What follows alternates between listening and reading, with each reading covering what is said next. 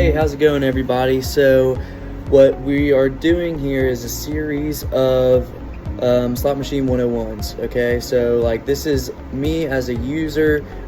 I just purchased one of our amazing machines and it just got to me, and this is what I'm supposed to do with it, because a lot of you are trying these things out for the first time, and we want to make sure that you have a very good experience, but also we don't want any unnecessary damage to happen to the machine. So I should be making a series of these.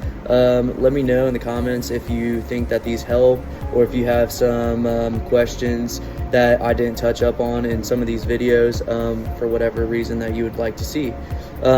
So what's going to happen is I'm going to pretend that I just got this machine and it just came in, and what's going to happen is I want it to sit for about 2 to 2.5 hours, and I want the machine to get room temperature. Okay, so depending on where they dropped it off at, if it was in your garage, we really just want the internal components of the machine to get warm, basically, and so that way it's not jump starting off of a cold temperature, which could create a fuse being blown or damage to the internal hardware on the CPUs and stuff like that. So that's rule number one, is make sure that your machine gets room temperature before you turn it on. Okay, second is find a place in your house or game room or whatever that you're putting it in, and ultimately we want this machine to stay there permanently, if that makes sense. So like your final home, obviously you might want to move it around afterwards and find a better spot for it,